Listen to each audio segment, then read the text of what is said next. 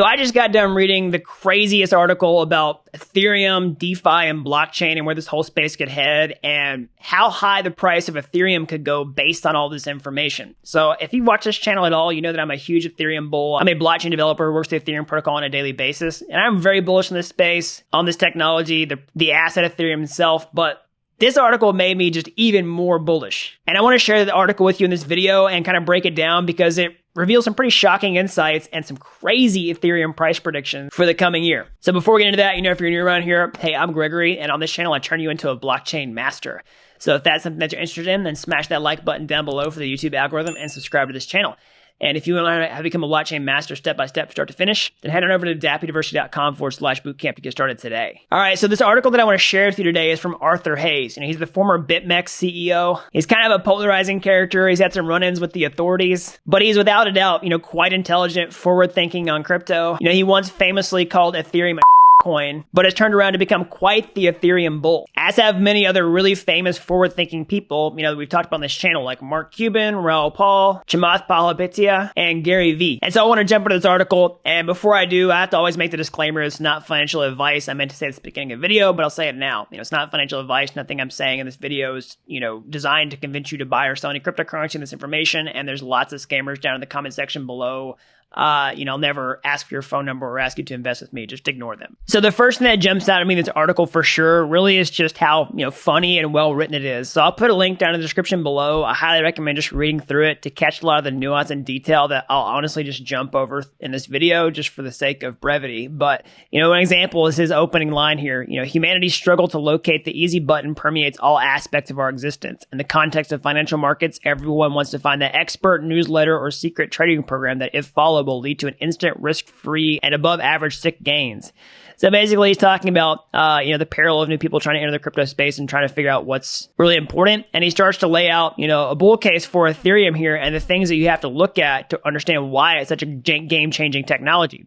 So why are we here at this moment trading this ecosystem of magic internet money? That's the first question you have to answer. What are we hoping to achieve in all this? And then also, what about the current financial system are we trying to improve upon or replace? And he's going to answer all those questions in this article and how Ethereum does this and what prices Ethereum could potentially reach if it actually does all this stuff. And it's absolutely crazy. So you want to watch the end of this video to find out. So the first major talking point that he brings up is the banking system and how poorly the market thinks of it right now. Okay, so he shows this life-to-date chart of the KBW Bank Index, which represents the major commercial banks in America. So basically, it reached a peak in 2007, only to reclaim its all-time high recently. And we've seen so many moves by the Fed to bail out big banks, and it still took them, you know, basically 14 years to recover. So you also see charts of the Euro Stocks Bank Index for the top major European banks. That's still also 80% off from its all-time high, and China and Japan and a lot more. And then he shows how crazy this poor performance is compared to other technology giants that have gone absolutely nuts over the past 20 years or so. Even with the 2000 .com bubble that happened and the subsequent bust, we've seen, you know, technology absolutely outperform the banking system in terms of returns. And so he says here, you know, the equity market is shouting that traditional banking business model is broken. The question is, what can credibly replace it in the not too distant future? Every product and service offered by a bank can be replicated and improved upon by decentralized services powered by public blockchain. And so then he goes on to list, you know, all the services that a bank currently provides and how we can do this better with blockchain technology. So we'll start off with the first one, a savings account. It's pretty simple, an account where a bank used to pay you interest. So keywords, you know, used to. So a decentralized equivalent, a fiat stable coin that is staked on a DeFi lending platform. For example, if you hold USDT, so Tether, which is purportedly backed one-to-one by USD held in a traditional bank, so a fiat-backed stablecoin, you can stake them on Compound and earn a positive yield. As a bonus, the act of lending your USDT earns you ownership of the Compound network in the form of comp tokens. So next is a checking account, you know, an account where a bank allows you to draw against your balance on demand to pay for things. So a decentralized equivalent is any coin, token, or cryptocurrency held in your digital wallet. So you can spend your holdings 24/7 without having to ask permission from anyone. You know, that's huge. And then he talks about, you know, how in some cases banks will just deny you access to your funds. So next are loans. So banks will charge interest to loan you money to buy a variety of things. And then he goes to talk about, a lot of problems with traditional loans. But then he says a decentralized equivalent, right now the bulk of lending is negative leverage and is over collateralized. So basically that just means that you have to deposit more money than you're borrowing. And he does say that right now, this is definitely an area where the traditional banking system, even with its shortcomings, does a better job than DeFi for the type of lending that we're used to. And the last is trust services. So banks perform a variety of functions to certify things about you as a person or business. So basically they can say you're of a certain net worth based on your deposits, or they can, verify that you're gainfully employed and regularly have, money going into your account, or what your address is based on what your account statements are sent. So a decentralized equivalent, or any asset held in a public blockchain, can be independently verified for free. So if you receive money in the form of digital assets, it's pretty easy to verify this just like a bank. And he says many projects are working on creating shared opt-in secure databases that they can use to authenticate you. And so these are types of services that banks provide that blockchain can do potentially better over time, right? Some of them are better now, some of them need work, as we can see here. But the really important thing after we see these different things is to see how much banks actually charge for these particular services, because that's going to give you an idea of the value proposition of the blockchain itself, how much value it can actually capture, and how much the cryptocurrency, the underlying currency Ether, could actually be worth. Okay. So first he says, how much in tax do we pay each year to these financial institutions to do these services? So he adds up these things, and you can see the breakdown in graph here. But the important point is in 2020, the combined tax paid to these institutions was $2.68 trillion. And to put that into context, that's between 2 and 3% of the entire world's GDP. And so this is our collective, banking tax. And his thesis is that, the ability to reduce this tax while allowing more people and firms to access sound financial services is a net benefit to humanity. So that's a pretty large slice here that can be captured by blockchain technology, particularly the Ethereum platform. That's where he's going here in a minute. But let's also look at another thing that it can do away with. And so he talks about doing away with audits. So he says, why do companies need an audit? Anyone interacting with the company, from a bank, securities regulator, or even employee, wants to know that the books are sound. And so for that reason, we have auditing firms that come in and verify the veracity of the accounting statements, and they charge fees to do this. And he talks about how complex this is, triple entry bookkeeping, all that kind of stuff. But then he takes a look at the fees that are earned by these auditing firms and adds them up. So we have the banking tax, and now we have the fees paid to these auditing firms. And we can see that, in 2020, we paid a tax of $87 billion for these, bean counters. And he says, this number will go to zero while accounting statements become perfectly accurate. So he's talking about blockchain technology. We have a public ledger where there's no way to mess up the accounting because, all the transactions are there. Now, of course, there'll be a little bit of overhead to actually calculate that based on the data, but that the data that you're starting with is correct. You don't have to get this invoice, you have to get that invoice and add it up. It's just verifiable on the public ledger. And you don't have to trust that someone else is doing their accounting correctly. You can just, verify it yourself if you had to. And so now let's add these two things together. The banking system plus auditing firms, and actually extrapolate some of this data to look at the ratios here and try to forecast what a price could be for a blockchain like Ethereum that would disrupt both of these industries and capture some of this value.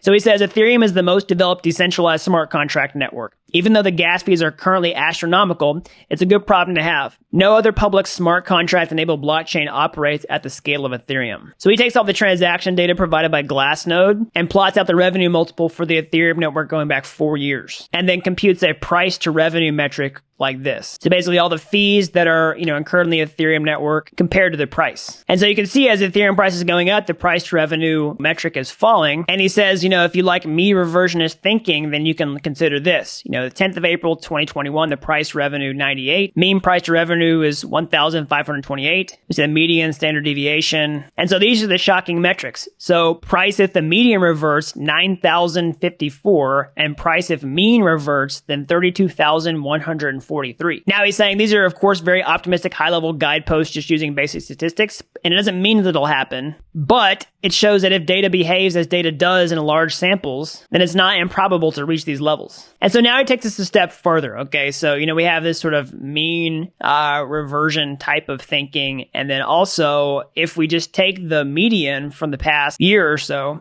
right, let's just say 169 price to revenue. This is the median statistic. He just uses that as a really rough benchmark as the actual value of the Ethereum network. And now he says, let's just assume that Ethereum can capture some percentage of the 5-year average earnings of banks and the 4 big audit firms we talked about a minute ago. Again, Ethereum can improve both of these things. And he says below is a table depicting a hypothetical scenario where for the next 12 months, a certain percentage of revenue is diverted from centralized to decentralized services. So away from banks and auditing firms to blockchain technology. And here's a table showing, a percentage of this market share and then the actual revenue and what that would potentially do to the ETH's price based on this median statistics of price to revenue. So this is the crazy part right here. So if 100% is captured by DeFi, which is probably not going to happen, but it would be $4 million per Ether. So that's, of course, like the way super, super high end side. That's probably not going to happen. But if you go down to the small side, so like 0.10%, that's $4,000. We're not that far away in terms of Ether price.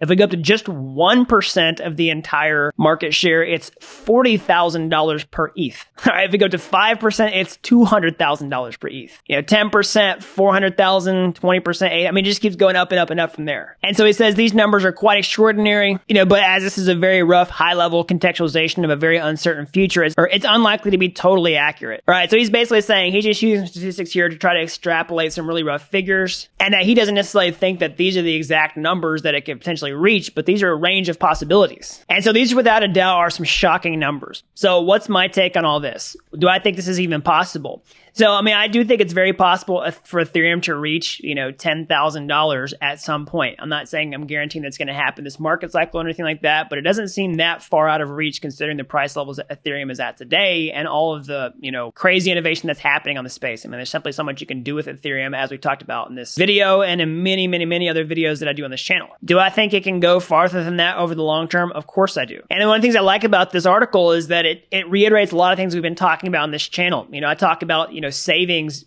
being one of the killer use cases for blockchain technology. I think the average person can understand, especially powered by DeFi. I think most people are dissatisfied with the interest that they earn on their deposits in their savings accounts. I mean, it's like 0.whatever% interest. And the average person can understand if you could bump that number up to like 10%, that it would be absolutely insane. And that's what's possible with DeFi, with blockchain technology, because of automation, everything we talked about in this video. Also, access to your funds, like, banks can basically freeze your account at any time for kind of any reason. And, sometimes you're like, hey, this is my money. Like, why can't I take it? Or like having other red tape. Let's say you want to do a wire transfer or something like that. I mean, I've experienced this multiple times where it's absolutely insane to try to get that done. Well, blockchain allows you to have, full control, full complete access to your money without any gatekeepers, right? And the last point about, blockchain replacing the work of these auditing firms is something we haven't talked about a ton on this channel, but that's one of the reasons I like this article, is to hit it from that angle as something else that, blockchain can basically improve upon, right? There's no need to check the actual data source for the accounting. Now, there will be some work involved in, reading the data and generating insights from it, but you can always trust that the original records as they're written to the blockchain aren't going to change and that they're trustworthy. So this is a great article. I'm going to put a link down in the description below. I highly recommend you just go read through it yourself. It's pretty entertaining, and it'll really get the wheels turning to think about what's possible with blockchain, what's possible with the Ethereum platform, and why this is so bullish for the entire space over the long term. All right. So hope you like this video. As always, smash that like button down below for the YouTube algorithm. Subscribe to this channel if you haven't already. If you like these videos, you're as fascinated with technology as I am, how can you get your hands dirty, get started today? You can go to my YouTube homepage. You can find any of my free courses there. They're like Udemy courses, but they're totally free. If you like those and you want to take the next step, or hey, maybe you want to take a master shortcut entirely, I can show you become a blockchain master step by step, start to finish, over at dappuniversity.com/bootcamp. All right. You don't have to be an expert to get started today. I've helped people with zero coding experience become real world blockchain developers in a matter of months. So that's all I've got. And until next time, thanks for watching Dapp University.